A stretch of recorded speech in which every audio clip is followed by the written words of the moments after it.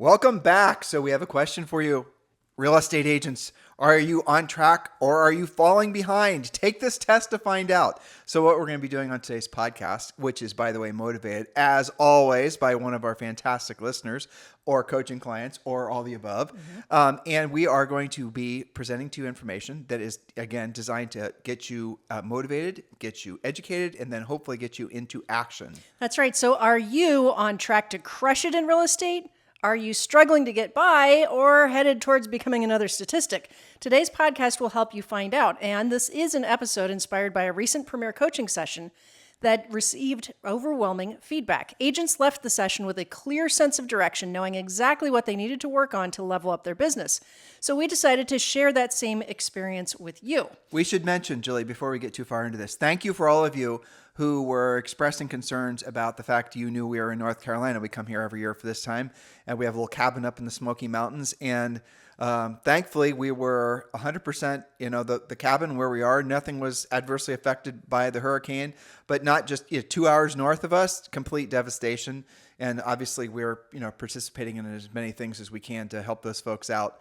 But yeah, so thank you for all of you who reached out and showing your concern for Julie and I and our family. Everybody is great. And again, thank you very much. Yes. And as a matter of fact, if you're one of our coaching clients that goes to our regular private Facebook page for our coaching clients, I did post different ways that they can contribute to disaster relief. Yeah. And it's the real deal up there too. The news isn't even encapsulating the devastation that's been happening up there. It's terrible. I'm sure most of you are following all of it on socials, but it's just extraordinary. It is absolutely horrible what's happening. If you're a podcast listener or a coaching client or someone from our EXP family and you're, suffering from all of that, do know that our hearts and our prayers are with you. And if you need any help, there are certainly a lot of charities and different things you can turn to. I am really impressed by all the, frankly, all the outpouring. Yeah, it's incredible. Me too. It's like no one's waiting around for the government to save their bacon. Nope. Local churches and, just community groups are just all gathering, just on a grand scale. What Elon Musk sent, how many? Hundreds? Hundreds of Starlink units, yes, to the area. So people can communicate with each other. And a lot of that's just letting your family know that you're okay. Also, if you're a licensed North Carolina agent, I believe that the state association has put together what licensed realtors can do for their community, being that we are talking about houses here, a lot of houses that have really been damaged or destroyed. Yeah, and that would be this is a perfect time to, if you are in that neck of the woods in North Carolina, it is a perfect time for you to call your centers of influence and past clients. Not all of them are going to be living there full time, and do give them some, suggestions on what they might do if their property is damaged by storms, and have at the ready all the emergency phone numbers and all the rest of it. But it's it's times like this where we all have to remember that our highest and truest purpose on this planet is being of service to other people. And if you are in that market, if you are selling real estate, and if your market was adversely affected by it, do reach out and do try to be the change agent to bring some calm to some folks. Don't be surprised if a lot of people do lack a lot of direction right now, because nothing like this has ever happened before, certainly in North Carolina. It's absolutely incredible that a hurricane of all things goes that far inland in the United States and smacks a mountain town like that. It just doesn't even make sense, and where we are, we're in Murphy, North Carolina, which is right on the edge of Tennessee. The eye of the storm, we weren't here. We came like a day and a half later, but the eye of the storm was right over Murphy, and our neighbors said that we were outside. They could actually see the rotation of the hurricane as it, went over Murphy. Crazy. It's ridiculous. It is really weird. It just is. Yeah, that's right. I'm going to file a complaint. No hurricanes this far north. What are you thinking? Hurricane, 0 stars. 0 stars. All right, so let's get back into this. Let's focus. Okay, so back to real estate world. While we cannot dive as deep as we do in coaching, we're going to provide you with 25 critical questions to help you score yourself and your skills and drill down. Your answers will reveal whether you are on track and show you which areas need improvement. So there are only yes or no answers. Yes answers, these represent your strengths. Keep pushing and elevate your performance in those areas. No answers, well, you're going to probably have several. That would be normal. Identify the top 3 areas where you can make the biggest improvements this quarter, month, or week, or even today. Now, note to self, if your answer is sometimes or not always, that still counts as a no. And it's time to get real about your business with regards to whatever you're saying only sometimes or in certain situations. So now if you're going to want these notes, and again, we designed this material so that you can print it off, download it, maybe, just use it for yourself or use it for social media, use it for training your coaches, use it for training. You can tell what I'm thinking about. I know. Use it for training your team or, your brokerage or whatever it is.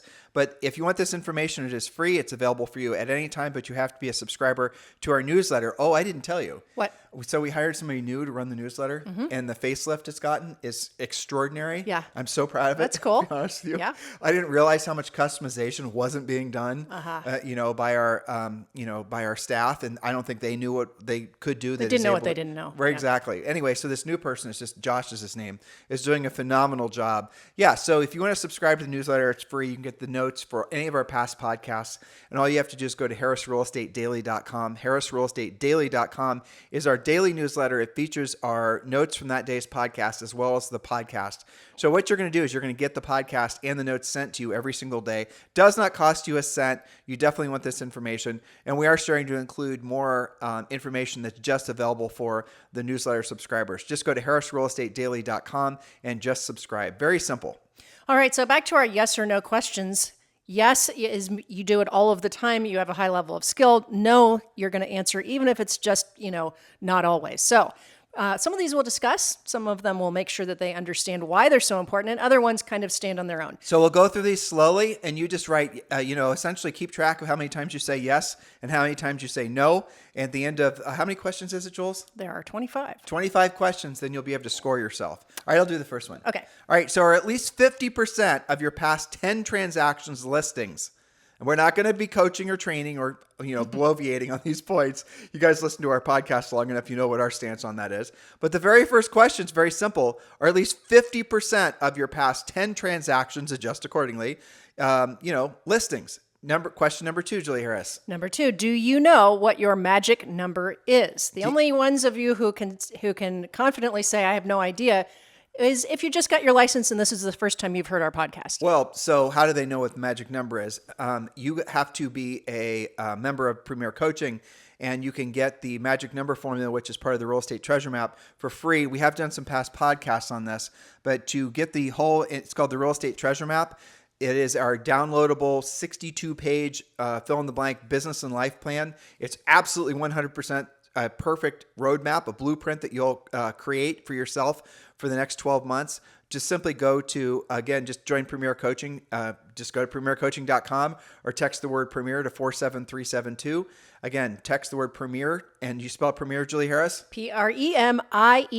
That's right. To 47372, or you just go to premiercoaching.com. You do get the first 30 days for Premier Coaching for free. And yes, that does include a daily semi-private coaching call. And obviously, there's a lot of downloadable material, including the Real Estate Treasure Map. So get that right away. And inside of the Real Estate Treasure Map, you will self-discover where your real estate magic number is. If you don't know what that term means, then that is a no for you on question number 2. Question number 3, Julie Harris. Number 3, and this is a bit of a trick question. Do you have and use a pre-listing package? Now, if you have it, but you're afraid to use it, or you only use it now and then, this is still a no. So do you have and also use your pre-listing package? Now, what is a pre-listing package? It's something that you send prior to going on a listing appointment that acts as your silent salesperson, which when used correctly and using our pre-listing package that we've created for you that's part of Premier Coaching, it'll essentially do all the selling for you. So by the time you get at the seller's house, there's not going to be a lot of stress in the situation. So what a seller wants the least and what you want the least is a bunch of, frankly, stressful questions about, whether they should hire you. Like, how are you going to answer the question? I'm interviewing you and versus, 2 or 3 other agents, and all of you guys seem great, but why am I going to hire you over the others? So-and-so suggested that they list my house for this very low percent, and you're asking this percent. Why are you worth more than they're worth? What happens if the house doesn't sell? All these things, right? So the pre-listing pack is literally a silent salesperson that you send out ahead of time. It's 19 pages These pre-listing packages have been tested to work in every market situation, every price range, whether the interest rates are up or down, whether the inventory is up or down. This is the silent salesperson, frankly, the secret knockout punch that you want to have when you're a listing agent. If for no other reason, it's going to save you massive amounts of times on a listing appointment. When they read the pre-listing pack, when you've sent it ahead of time and you're using our, prescribed pre-listing pack, the listing appointment itself is very simple when they've read it, because pretty much there's zero chance that anyone else you're competing against, unless they happen to also be one of our coaching clients, is going to, well, even then they don't always use it consistently, to Julie's point. But yeah, in that situation, you're going to take that listing because you will have essentially knocked out your competitors and you'll be standing above the crowd. This is true even if you're a brand new agent. So again, that's part of Premier Coaching. Go to premiercoaching.com or just text the word Premier to 47372. Number 4, Julie. Do you use an organized CRM with updated contact information for past clients and your sphere of influence? We often get asked, what is the best CRM to use? And the answer is the one that you will use. Some of them are super complicated. Some of them are not. Some of you have brokers that pay for them and some of you don't. So the important thing is dedicate yourself to something. Use the same one every time. Right. That's really the bottom line. CRMs have gotten so much simpler, but they're also kind of overlapping in what they provide. I hear a lot of good things about Follow Up Boss. I hear a lot of good things about some of these others. Whichever one you're going to use at the end of the day, I'll give you a pro tip. If you've got fewer than don't be spending a lot of money on CRMs unless you've been in the business for a long time and you've got a good number of clients you have to keep track of. Just do yourself a favor, save some money, and just use paper or use index cards. I know this sounds like, oh my gosh, guys, what are you talking about? Index cards. You can literally create your own little CRM by just taking some 3x5 cards, putting them in a little box, and writing down what all the clients' names are, their name, address, phone number, dog's name, all the rest of it, and then mark on the 3x5 card every time you call them. And you're going to be calling them on a regular basis. So if you don't have a bunch of past clients and you're not wanting to necessarily spend hundreds of dollars sometimes. And learn a new system too. Exactly. Just, use that little cheat code and accomplish the same goal for virtually no money. That's right. Do what works. Doing even old school paper 3x5 cards is better than not doing it at all, for sure. Well, we're giving you permission to ignore all the people that are trying to basically blow all this. You got to get a CRM. You're in the real estate business. You got to get a CRM. CRM is everything. Yeah. Well, a CRM has value, but you don't have to spend that much money on it when you're getting started, if any money at all. And eventually, as your business scales up, then get a CRM, but get one you're actually going to use. One that's simple. Some of them you have to click 17 times to send an email out. You don't need something that complicated. Like EXP Realty's got a great one. KV Core. KV Core, and there's some others but anyway, they're free with EXP. So I like that one the best. Yeah, me too. And do the training on it because it's pretty easy. But again, even if you're getting a free CRM and you don't spend a whole hell of a lot of time trying to learn it until you have a bunch of clients. What we're trying to say ultimately is that you have a limited amount of time every day where you're going to work. And during that work time, you have a limited amount of time where you're really going to be frosty, where you're really going to be top of the game. And when that happens, we want you spending that time doing proactive lead generation, which leads perfectly to point number 5. That's question number 5. Question number 5. Do you actually talk to at least 3 people from your database each day about real estate? That is not leaving messages. That is not texting them. That is real conversations. Most of my private coaching clients is more like 5 to 10 per day, but start with a minimum standard. If you're not used to doing it, at least 3 people per day from your database. So if you're trying to decide how to allocate your time in your real estate treasure map, says that you should be making 5 or 10 contacts a day, and you're trying to decide, should I be spending my time scaling up my CRM or making those 10 contacts? I think every one of you know that the answer is make the contacts, right? 100% make the contacts. That's right. Number 6. Do you spend at least 80% of each workday on, proactive lead generation? What's the difference between proactive and passive? Proactive is having actual conversations with decision-making adults. We call that a contact, versus something passive, which would be maybe fun and worth doing, but isn't really proactive. That would be like, putting a video out there and waiting for people to see it and respond to it. And then that didn't get you any response, so you do another one tomorrow. We're talking about proactively talking to people who are actually likely to transact with you. Well, so let's just be clear. The passive, the social media, making all the stuff, all the things, it does work at reinforcing the proactive lead generation. So if you're going to be, for example, calling your centers of influence and past clients, if you're going to be calling into a particular neighborhood, why don't you do social media campaigns around your proactive lead generation? So if you got a CRM and let's say you have 300 people in it, why don't you target your social specifically to those people? And you can target your campaigns that way. And then get on the phone and start calling them. And whatever is, updated CMAs, opportunities to, suggestions on how they can have their property tax reassessed. If you're in North Carolina, maybe some information on what to do about storm damage. You guys get it? But don't just assume the social media is going to win the day. And here's the simple answer as to why. Because everybody does it because it's the easy button, because it requires virtually no skill and there's no rejection for the most part, right? So if you're going to really want to be successful in this business, you want to spend 80% of your workday on proactive lead generation, picking up the phone, doing what you don't want to do when you don't want to do at the highest level. You're looking for listings, right? Why don't you call some expireds? You're looking for listings, right? Well, there's some for sale by owners. There's the notice of defaults in some markets. Not very many, but there are some. There's the probate listings. And in Premier Coaching, we teach you up to 20 different ways to, for free, by the way, we're not suggesting you buy leads, to go into the marketplace and call the actual owners of actual homes that have their homes actually for sale and offer them your services. Use your pre-listing pack. Follow our 7-step listing process. That is what we're suggesting that you do 80% of the time, because that's when it's going to put you in a position to help people and make the most money the quickest. All right, number 7 and 8 are both about open houses, but slightly different. Number 7, do you have an open house system that generates at least 2 closable leads per event? That would demonstrate that you have a systematic approach. Now, we've done lots of podcasts on this, and we talk about it all the time in Premier Coaching, so no excuses there. Number 8, do you close at least 6 transactions a year from your open house system? Not just creating the leads, but actually getting results and closing and getting paid because you've helped people. Premier Coaching clients, I forget what level it's in, but make sure you're downloading the complete open house system.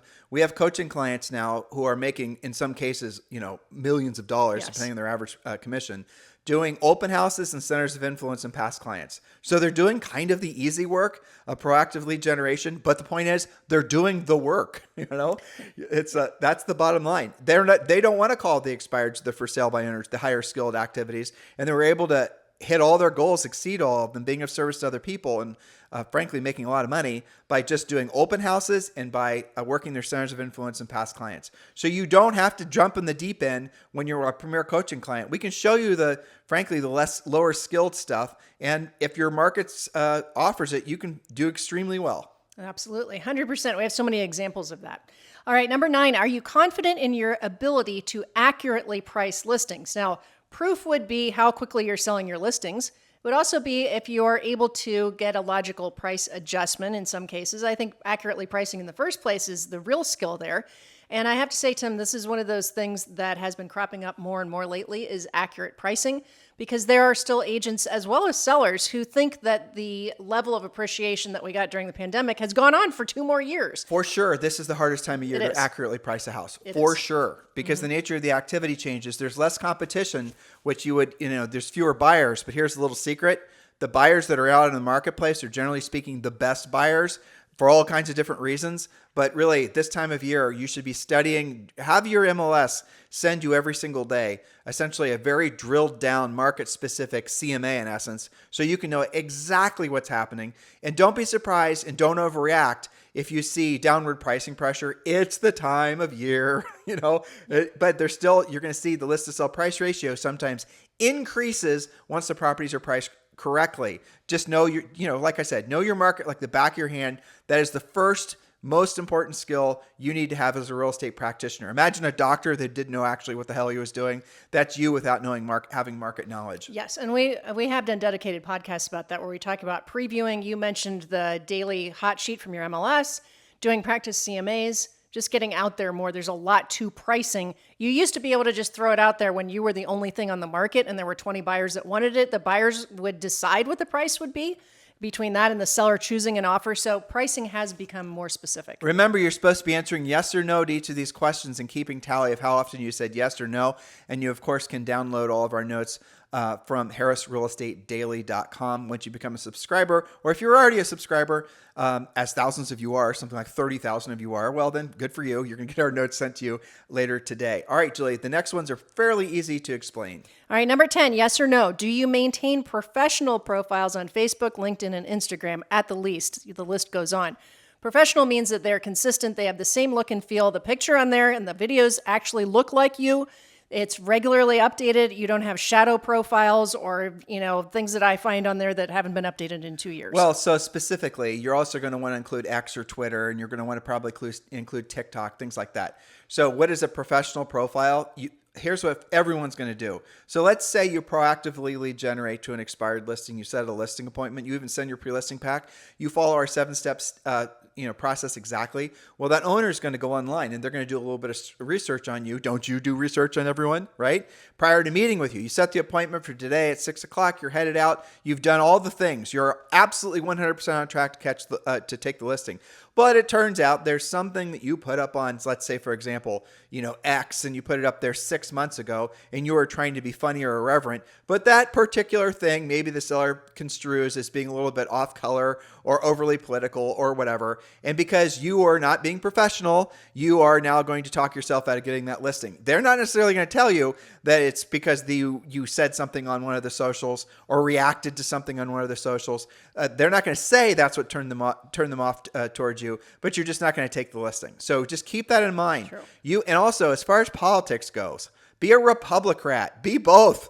You don't have to take sides. It's not relevant to the transaction. It isn't. Now, I know some of you, and I think, yeah, I agree. In some markets where everything is blue or everything is red, if you're, you can still walk the middle, but some of you actually do quite well, waving your red flag or your blue flag in your particular markets, and that does attract business to you.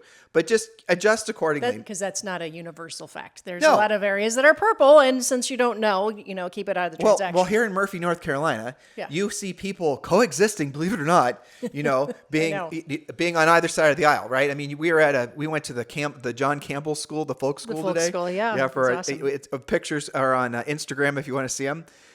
Anyway, so there were people walking around with, Make America Great red hats, and there are people walking around with Kamala Harris things, and guess what? They were talking and shaking hands and being friendly to each other. They were. So you try to be a little bit of both. That's what our suggestion is. And to Julie's point, that's what's relevant for most of the country. All right, number 11, do you ask, this is a script, who do you know who could use my help buying or selling real estate at least twice daily? Do you actually use that script? If you don't, say it 10 times right now, write it down, and start using it. You might be surprised at the answers you get. The added hook to that is at the end of every single conversation, say, oh, by the way, Julie, whom do you know who's thinking about buying or selling real estate in this market that I should be helping? Or if you want to advance player points on this one, oh, by the way, Julie, who are the 2 or 3 people that you can think of that I should be helping buy or sell real estate in this market? Or drill down, if you want listings, who are the 2 or 3 people you can think of who are thinking about selling their homes that I should be helping? You guys get it? Now, if you ask that question 50% of the time at the end of every conversation, don't you think if you do it consistently, you're going to start generating referrals? Of course you are. And if they say no, which most of them are going to say no, say, well, I would really appreciate it if you'd keep me in mind. And then if you say enough times, you're going to essentially start building this, mental, emotional labyrinth.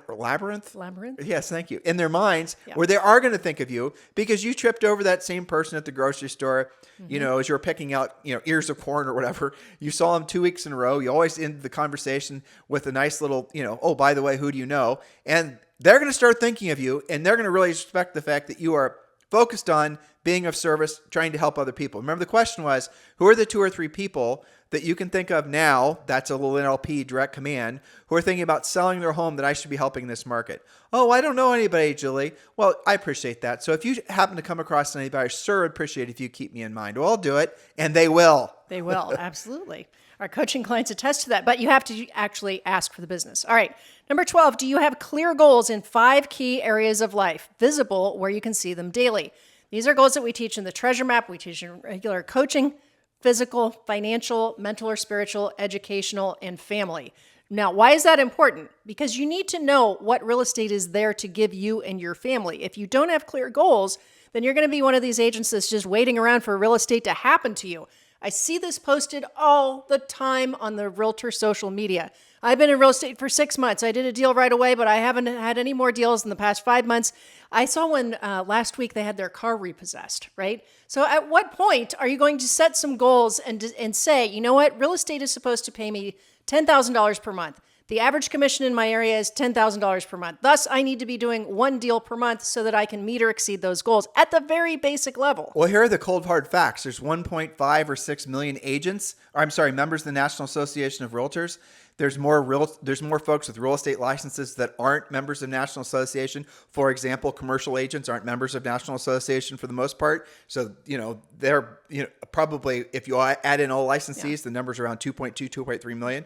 But let's just focus on NAR members. So the 1.15 or 1.55 or whatever it is, half of them haven't sold a house in the last 12 months, right? And then that's kind of been true consistently for the last, over 20 years. But then when you look at how the transactions are actually dispersed beyond that, there are very few people that are selling most of the houses. Again, True. This is normal, but normally it's been like 90% sell either some or none, and then 10% sell most of them. But now it's kind of like 2%, 98%. Now, why is that happening? I'll tell you, it's very obvious. It's because agents are coming into the business, or they've been in the business for, if you've been in the business for 15 years or so, you're a great disadvantage because you've been in the business during this time. And I mean that sort of, as a double-edged sword. You're an advantage. You're advantaged because you come in the era of buying leads in social media and all this branding stuff.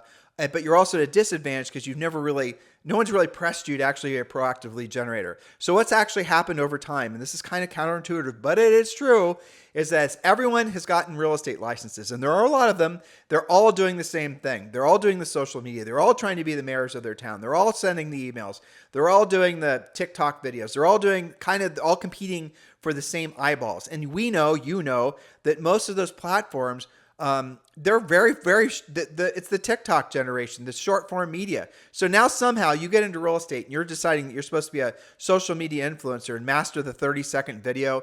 That is not easy, especially if you're expecting to actually generate leads from it. And if you look at the demographics of the people that are actually watching these videos, these probably are not buyers and sellers. Why am I telling you all this? If you want to have the unfair advantage in the marketplace, do what other people don't know they should be doing and never learned how to do, and that's the proactive lead generation. Now, Julie and I have been coaching and training agents for, prior to all of this. You couldn't buy leads like you can now. Buying leads through Zillow didn't start happening until 2007, and then there were billions of other companies that started copying them in their own form. Well, prior to that, if you wanted to actually generate business, you actually had to be a proactive lead generator, and you had to be really good at it.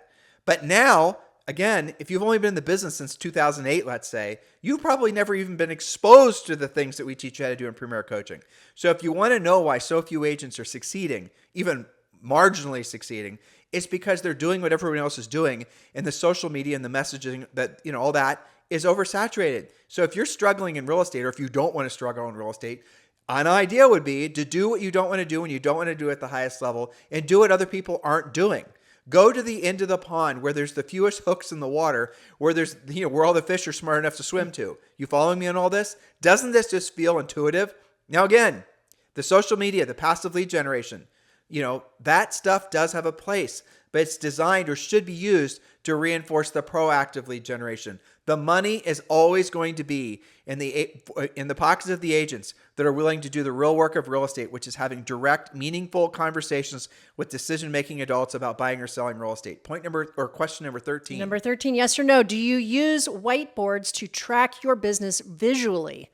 All of our coaching members know this. My coaching clients send me a picture of that prior to every coaching call. Why does it have to be visual? Because when you use it, and of course you can do a spreadsheet as well, but when you're only doing that, it becomes out of sight, out of mind. And here's the proof. Right now I'm going to ask a question. Have you ever forgotten about a lead 2 or 3 days later and gone, oh my gosh, I should have called that person. Where did I put that piece of paper? Oh, it's a sticky note in my purse. Oh gosh, I wrote it down in somebody else's office. This is why you've got to track everything you're doing. We have a very specific way that we coach you to do that in Premier Coaching. Well, also, it's a real visual accountability to yourself.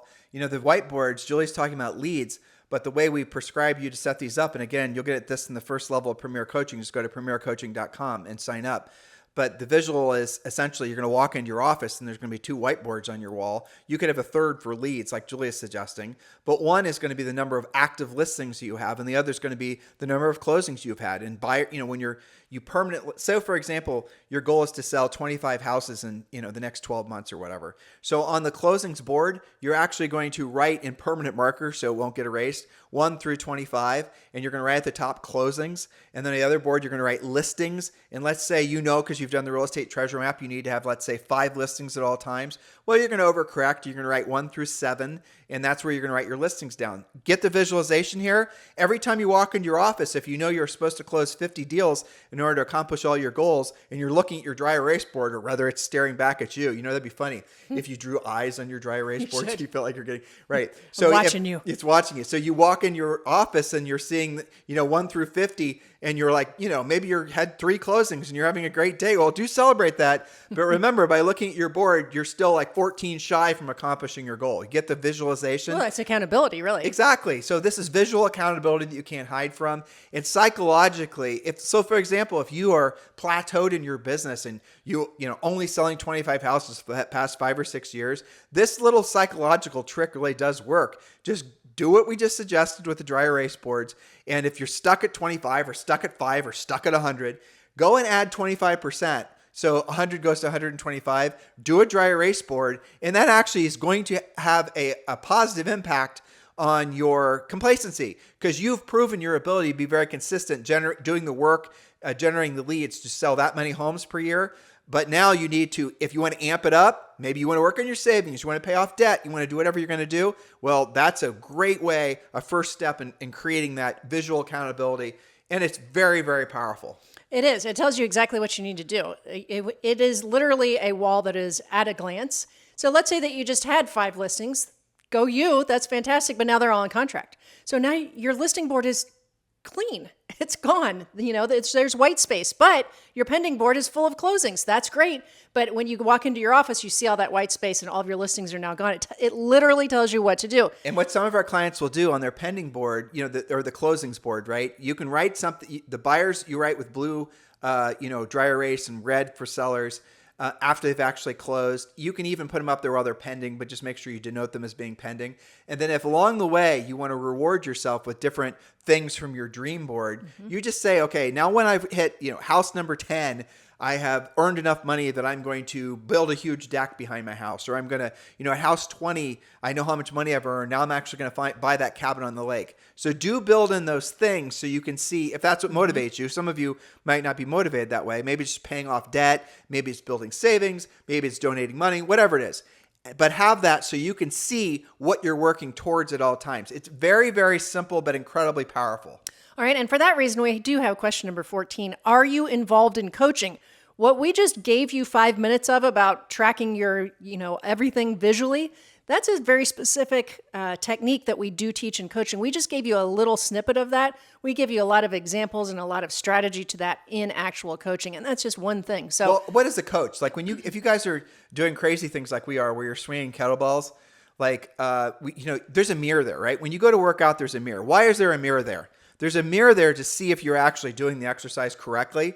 Because if you swing kettlebells incorrectly, which I have done more than once, you will screw up your back.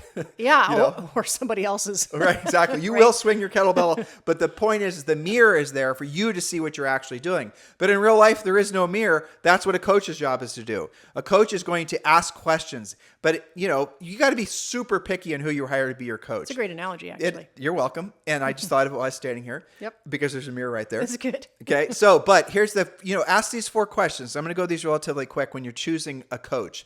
Number 1, has this self-proclaimed coach ever had a real estate license? If they have, you've got to be more particular. Do not hire someone to be your coach who's never sold real estate before. That doesn't even make any sense. I shouldn't even have to say anything more on that one. Number 2, if you got someone who says they're a coach, ask them this next question. Have they sold at least 100 homes per year?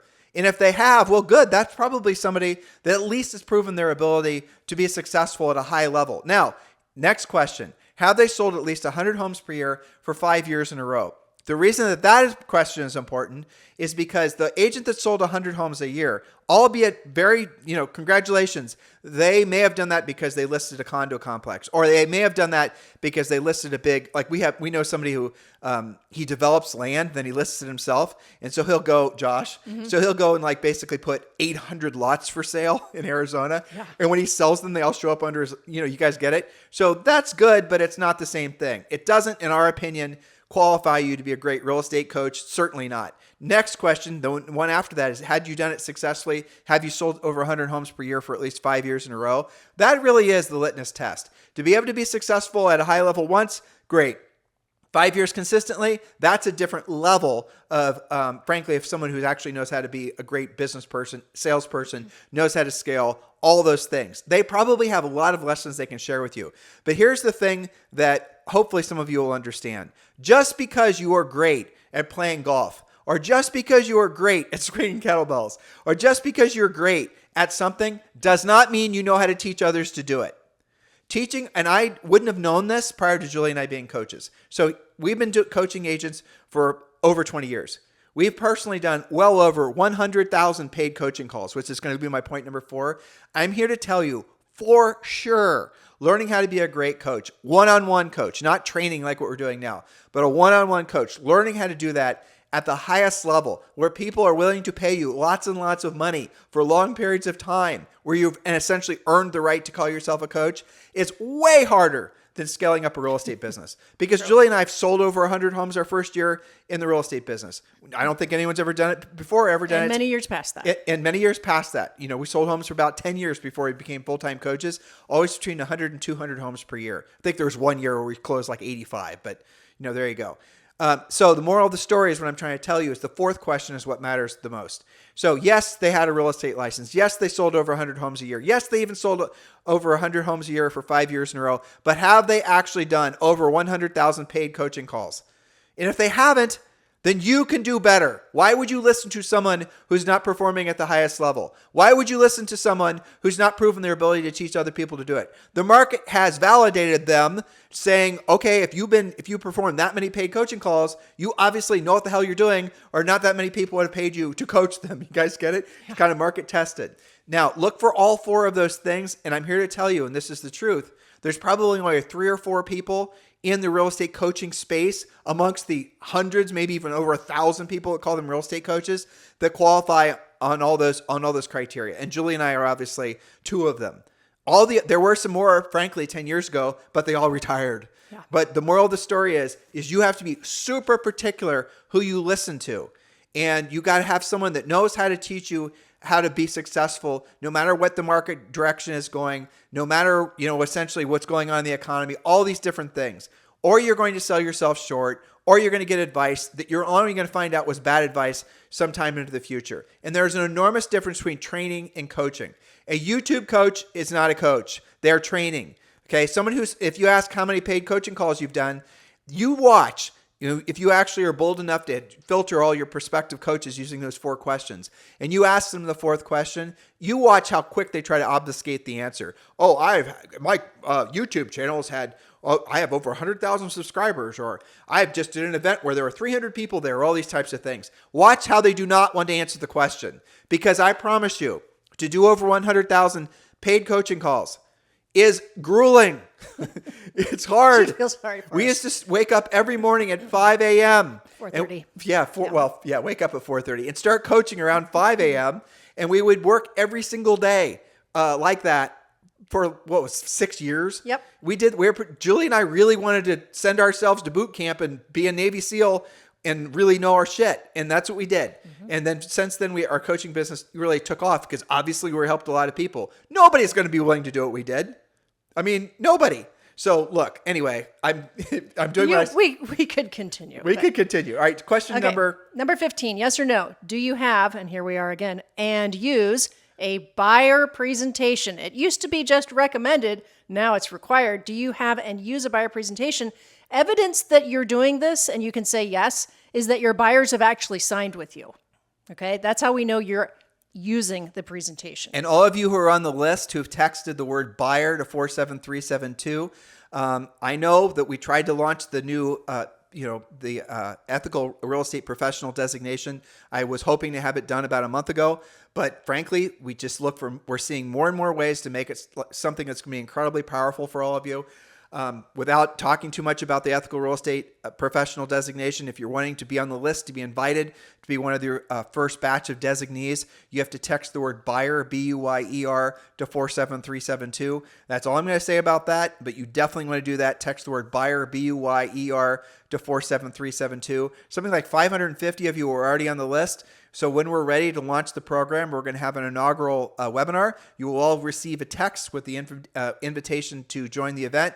And then we're going to probably allow 100 of you to be part of the launch group. Julie and I are going to be coaching this ourselves. So it's ethical real estate professional, and it is something all of you absolutely positively want to at least know about. So text the word buyer to 47372. All right, number 16, if you answer no to this, you can change it starting now. Do you answer your phone 80% of the time when it rings? Do you actually answer it, or does everybody go to voicemail all the time so you can screen them? Well, I'm a little embarrassed about that because my voicemail literally says, text me. Well, but that's different. You don't have houses for sale where you've got incoming calls and Well, you're trying true. to represent your sellers. It's different. And I was crazy enough years ago to start giving my real cell phone on this podcast. That's on you. So I get calls constantly. Exactly. So do you answer your phone 80% of the time when it rings? You'll be amazed at how much more business you do when you actually answer. A little shortcut for that, and you should look into it, is using 1-800-HOME-HOTLINE.com. If we get asked frequently if we were to get back selling real estate full time, what we would do, and I'll tell you, centers of influence and past clients, and definitely expired listings, depending on what market we are in, and we'd absolutely use the heck out of 1-800-HOME-HOTLINE.com. Check that out. I have to say, it's probably the most effective way of generating free buyer leads. And it's only $35 a month for unlimited leads. So just go to 1-800-HOME-HOTLINE.com and check it out. All right, number 17, related to that, do you practice furiously fast lead follow-up, calling back leads in less than 5 minutes if you miss their call? Now, ideally, you're not missing their call, but maybe you're on a listing appointment. Maybe you're doing something with your kid, but you see something comes in, you see their voicemail, you've got to call them back in less than 5 minutes. Really, it should be less than 1 minute. I joke with coaching clients, they should barely have hung up at all, leaving you a message, and their phone is ringing with you calling them back. Do you know every single agent who's been in the business for more than a blink can absolutely think of at least a handful of killer leads that came from them answering the phone? 100%. They all know that. Yes. If you're having a lull in your business, it's because you're hiding from your leads. Didn't you have a coaching client in New York City that answered the phone and it was Bono calling from U2? Yeah. Wasn't it? Yeah. Yeah. Like not his assistant even. Well, no, actually, was there's it? another one. You had a coaching client. It was Bono, but you had a coaching client, Sean, in the desert. Did he do a deal with Sylvester Stallone? Oh, yes. 'Cause Yeah, he that's answered the right. Because phone? he answered the phone. You don't know, right? So you got to answer. Oh, by the way, Sylvester was not in his phone book, so it wasn't an identified caller. Right. But definitely answer the phone. Yeah. And so if you're replete of leads, it's probably because you're hiding from the opportunities and you're trying to force everyone into some drip campaign CRM that they don't want to be in. And by the way, not everybody leaves messages. No, they don't. And I'll tell you, this is definitely true in high end. If you don't answer the phone furiously fast, and if they end up having to leave a message or text you or whatever, if you don't get back with them right away, that in itself is enough of a decider as to whether or not they're going to do business with you. That's right, because you were unavailable when they needed you. Even on the listing side. So Yep. what a lot of the high-end sellers will do, because they're sophisticated, is they're going to check out the agents that they're thinking about interviewing, and they're going to message you, and they're going to see how fast you get back. And if you don't get back fast, you're not going to get the call out. Or if you do, you're already going to have a big black mark against you because of the fact that they know you're crappy with lead follow-up. That's true. Not every deal comes right from your center of influence. So when people are interviewing other agents, how many times did we hear that? They said, you were the only ones who answered your phone. You were the only ones who called us back. Well, I couldn't believe that you called me back the same day. I called 3 other agents. 2 of them haven't even called me back yet. Well, you'd hear that nonstop. Do you remember what Colette McDonald told you when you first started coaching her in Atlanta, the great Colette? She basically said, I was interviewing her for one of our podcasts years ago, and she said essentially, you didn't have to do another coaching call after you basically forced her to start doing furiously fast lead follow-up and answer your phone. Right, because her business just instantly took off. Instantly. Because she was so used to, frankly, hiding from her leads and trying to force them through a funnel. I'm trying to qualify all my leads and I'm only going to work with people that are willing to fill out a form. Why the hell are you doing that? I mean, Just honestly, ask them questions from the just pre-qualification script. pre-qualify them. Get on the phone. That's the thing that's going to differentiate you, not your fancy logo. Exactly. All right, number 18. Do you send 5 thank you cards or congratulations cards daily? That's something you can easily start doing if you're not already.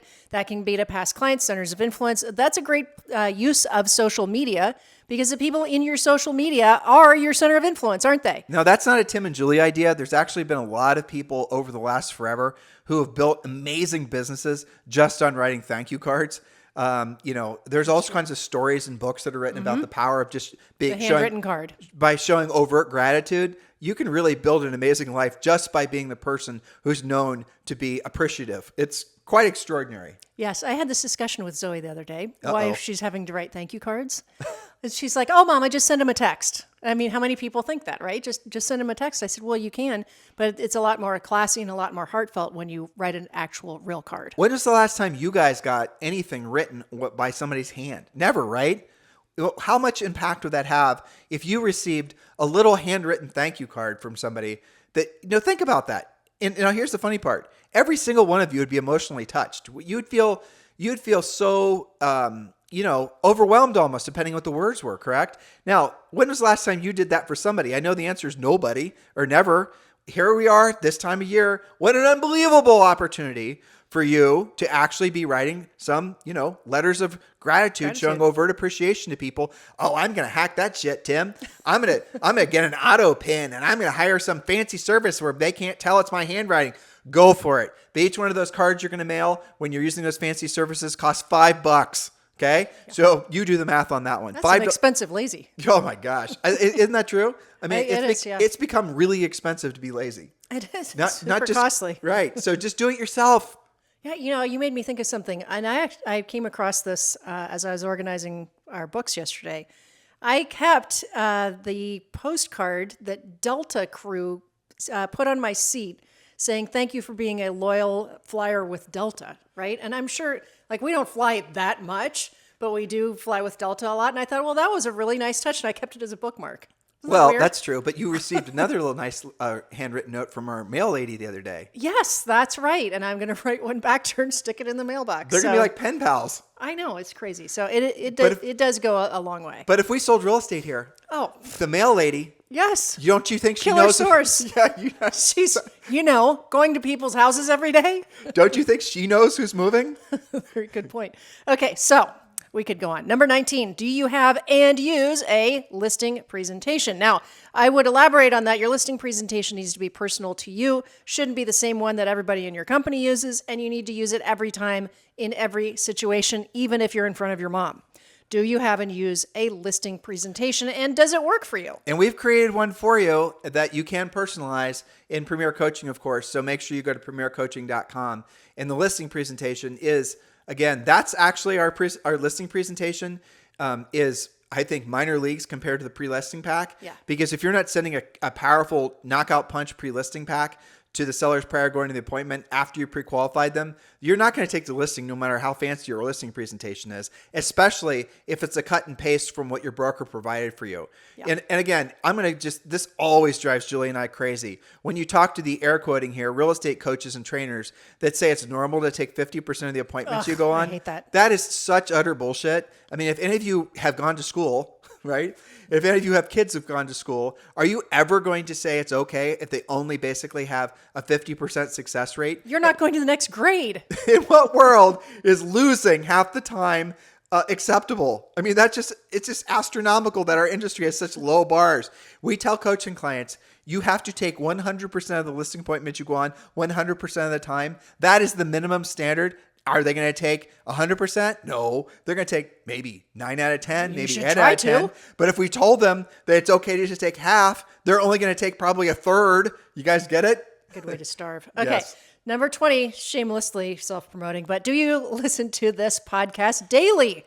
We do this for you guys. And no, we're not your broker. We hope for some of you, we are your coaches, your future coaches, but you can at least be listening to this podcast daily. I'm always surprised at how many people still don't listen to podcasts. So if you're listening right now, obviously that's not you. Share it with somebody that you know could benefit from this. We need to all work together to bring up the skill set of the industry. Okay, I wasn't going to say this because I know you'll hold me accountable, Julie.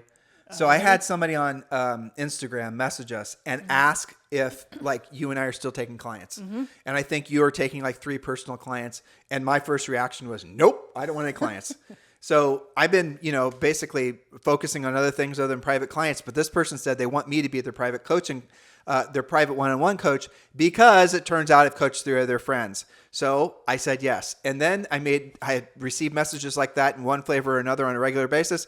I ended up saying yes to 5 different people. So then I got to thinking about it. So I do want to have a small schedule of personal clients again, because frankly, I love helping you guys in such a direct way. And so I had, I took on one, Dan, and it's so massively fulfilling to have a coaching client that takes what you say and puts it into immediate effects. Yes. And so this is a new coaching client. I'll tell you guys, and I'm not going to use his last name. I told you his first name. So he's basically been running his big team for a long period of time. He's been out of the front lines, not working with buyers, not working with sellers. And he wanted to get back in listing houses because just all kinds of different reasons.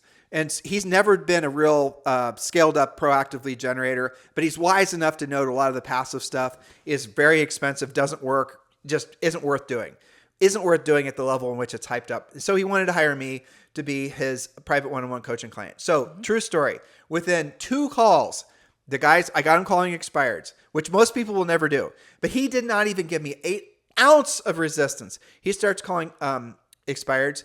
I'm not making this up. He has listed a expired for 3 million, 3.2, and those people were able to go into contract, and they're pending the sale of their $3.2 million house.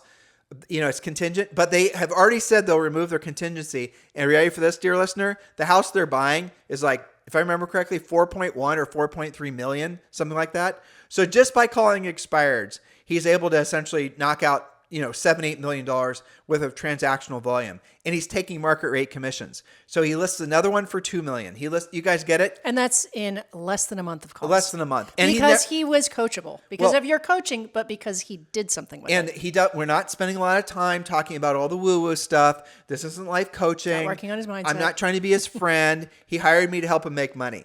And so that's what I'm doing. And we just spent all of our best energies on really making him absolutely lethal at expired. So he comes to our coaching call last week and he asked me, well, Tim, should I start working on FSBOs or should I start doing this the other? I said, no, you have to make it so that you are so damn good at listing expireds that that's all you ever have to do. Now, I will show him how to do other things, of course, but I don't want him hopping from one thing to the next to the next. He's got to be so effective. And so we spent the rest of our coaching call doing role plays, and then I asked him as his homework to write down any objections that he heard while setting appointments that stood in his way of setting an appointment. And I found some very basic, very powerful things that he's now doing. And I've been texting him back, and we've been communicating that way and giving him actual scripts and strategies. And now he's setting more appointments, and he's going to make, I don't even know how much. I started with him probably a month ago. I wouldn't be surprised if closed and pending, he makes over $500,000. And that's not even worth a full year's worth of coaching. Also, he didn't pay for any of those leads, did he? No, he didn't. No referral fees. No, he didn't. No bot No, he leads. didn't. Nope. So I'm looking to take on probably realistically 5 coaching clients, but you have to be operating like Dan. I don't want to have to spend a lot of time, working on your mindset, to be honest with you, because here's the real moral of the story. Your mindset is going to dramatically improve when your cash flow improves, when you see yourself 100%. becoming successful, when you see yourself doing what you don't want to do, when you don't want to do at the highest level, when you're the one looking in the mirror and you're seeing the reflection back of the person, you're going to become the person you've always visualized yourself to be. That comes from massive action. So I would love to have 5 really great Dan level coaching clients in my life. So if that's of interest to you, text me at 512-758-0206. 512-758-0206. If you listen every day, Julie and I we approach coaching very similar, probably 9% similar, but 10% different. And Julie, what did you say? 3 clients? Yep. So if you're interested in having Julie coach you, you can text me at the same number, 512-758-0206. But do know we're looking for people that are actually ready to get into action, and we're not cheap. This is not our intro level program. This is for people that are actually ready to go to the next level, and they've, frankly, they can afford us. I'm just being brutally honest. That's fair. We're highly selective in who we work with, and if you think that's something for you, And if you really want to hit the ground running, I promise you, we will give you all the education and the motivation, provided you take the action. You'll set yourself up for the best year ever. Next point, Julie Harris. All right. Speaking of Dan, number 21, are you self-generating more leads than you're paying for? You just gave a great demonstration of somebody who's able to self-generate business, right? And it's so funny when we have new coaching clients come and we do the initial consultation. The ones that are still paying for leads, it's like a confessional. I know. They're embarrassed. They'll be like, I just have to get this out of the way. It's the first thing I want to tell you about because it's been bothering me. I'm still paying for leads and I'm paying this company and that company and this is my spend and I can't wait to get it out of the contract, but I'm afraid to break up with them. So can you just teach me like what you just said about what Dan does? I've had some that when I was interviewing people for your schedule, where they basically were kind of cocky. Yeah. And they said, oh, and I want you to know that I'm a Zillow Flex agent or I'm buying leads from whoever. Right. And, blah, blah, blah, blah, and I closed 5 transactions this year from that source. And they're like, okay, screw you, coach. Then I asked them, okay, well, what was the referral fee? And they'll tell me. I said, what was your net commission on that transaction? Well, net commission. And then we do the math. And they're making like less money than a Starbucks barista makes per hour working with that buyer because they bought the lead, because the referral fees that were attached to it. I see, guys, I'm not making this up. There are agents out there that are getting their business from Relo, and Relo is a great source, but it's not a great source if you're spending 75%, depending on your broker, for that lead. If the sale price is high enough and the numbers make sense, adjust accordingly. But for the most part, just because you did a transaction, go you. But really what you want out of your real estate business is net profit. I'll use Dan as an example. When he has the closings and he makes his $500,000 plus this year, his actual pre-tax post-broker payout is going to be damn near $500,000. It's going to be something like $475,000. He has no expenses against those transactions. Isn't that extraordinary? You guys should be gearing your mindsets towards making the most amount of profit you can, not just doing deals. And this industry has gotten so bastardized by all of this, ridiculous level of attention on agents doing social. All these, I got all these buyer leads from Instagram and all the rest of it. Okay, great. How many closed? Well, I've closed 15 so far this year. Okay, well, what's the average sale price? What's the average? You guys got to really do the math and think about where you're spending your time and go where other people aren't fishing. And that's going to be doing the proactive lead generation 100%. All right. Yes or no to number 22. Is your business predictable and duplicatable, or are you relying on luck and referrals? It's yes or no, guys. Number 23, are you actively improving your skills? You can only say yes to this if you can explain exactly how you're improving your skills. Are you role-playing your scripts with a coach? Are you going on appointments that make you a little bit uncomfortable so that you can grow your skill? Only say yes that you're improving your skills if you can tell me how. Number 24, can you name where your next 3 to 5 transactions will come from, including the appointment set? Where are they going to come from? Or are you waiting for the market to come to you? Ideally, you have a number of listings on your listings board. You know damn well that your next 3 to 5 transactions are coming from those listings selling. See point number 3 or question number 3. Yes. Number 25, do you believe that you will succeed in this business, or are you just seeing how it goes? I believe strongly in the agents that are just trying it out, seeing how it goes. I'm going to give it 90 days. I'm going to give it 6 months. I'll see where I am in a year or so. You're not really committed to it. I can tell, and I know you can too, when you talk to coaching clients coming to us, or even existing clients, are you going to succeed based on that belief? I think that's like 50% of it. If you are committed, like when we were selling real estate, I don't think we ever really had the thought that it wasn't going to work out.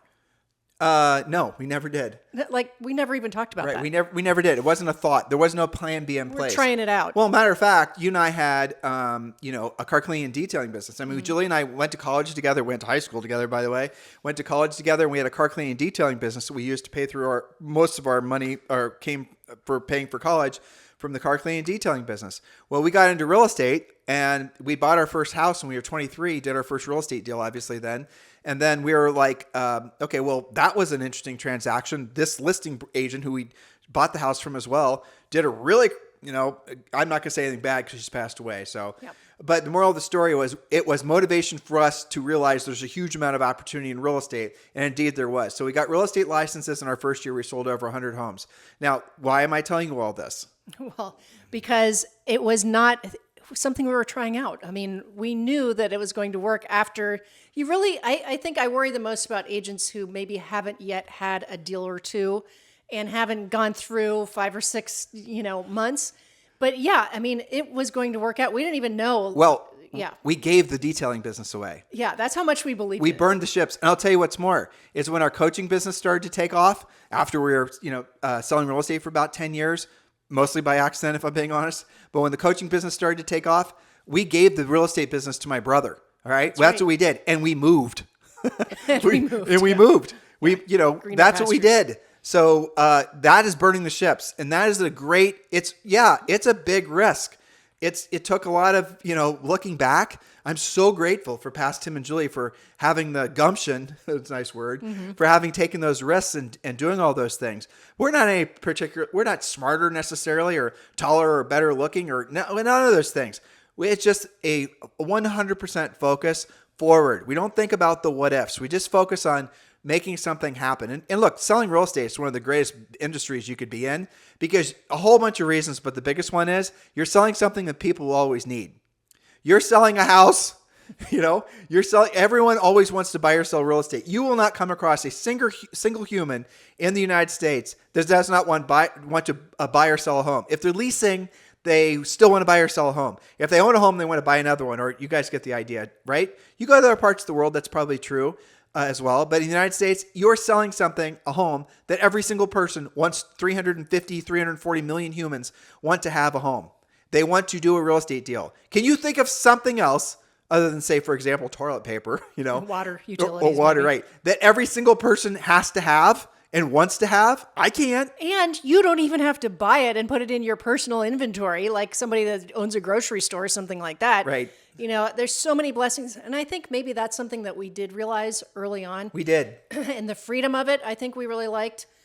To me, it's more of a risk to be dependent on someone or something else versus being dependent on the work that you can do yourself. To me, that's a higher risk because you can control what you do on a daily basis. I didn't tell you about this. So my friend, okay, you guys will love this story. If you're still listening, you'll love this story. So the first real estate deal that we did, the first listing that we took before we had licenses, okay? And our broker's wife took the listing, put it in her name, and transferred it to us when we finally got our licenses. His name is Carl. And so Carl lived across the street from us, and we sort of knew Carl in high school. So we're still friends with him. And he was over at our house yesterday, and Carl took the very conservative route and worked for basically a company out of France called Orange for his entire life. And, he was comparing, he said to me yesterday, I didn't tell you this, he said he was like, he's at a point in his career where he's on the downward slope. There's no big promotions left. He's making the most money he's ever going to make. He's peaked at Orange. He's probably peaked in his career. Mm-hmm. And by the way, the industry that he's in is definitely going to be, replaced probably by AI. Right. So he's kind of at the end of his rainbow unless he actually creates something new, does something more with his life. He's done well for himself. He is, going to have a nice, I'd say, somewhat comfortable retirement. But he asked me, so Tim, how is it that you and Julie are where you are, where we literally came from the same damn street? We had the same damn education. We came from the same town. We knew the same people. How is it that you guys are where you are versus me? And I felt kind of sad by him asking me that question. And frankly, I didn't answer his question right away. I went and kind of reviewed with him how exceptionally well he's done with his life and all the things. I wanted to, not let him allow himself to feel diminished. And then I answered his question. I said, it's because Julie and I had a greater tolerance for risk. That's it. Yeah.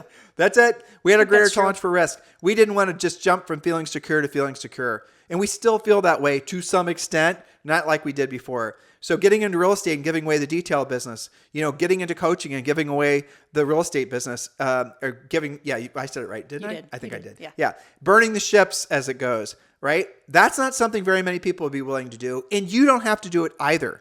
Where you're probably going to have to make your greatest leap is stop being so damn comfortable doing the easy stuff, which is the passive stuff. Many of you, all of you, have been avoiding doing what you don't want to do when you don't want to do it at the highest level. I get it. Trust me. I totally understand. But everything you want is on the other side of doing what you don't want to do when you don't want to do it at the highest level. I'm not suggesting you burn your own ships, but what I am suggesting is you realize that everything you want in life is still in your future. It doesn't matter how old you are. There's so many amazing things you can still accomplish in your life. Don't get all mired up in the politics and the interest rates and that this and the other things. It doesn't matter.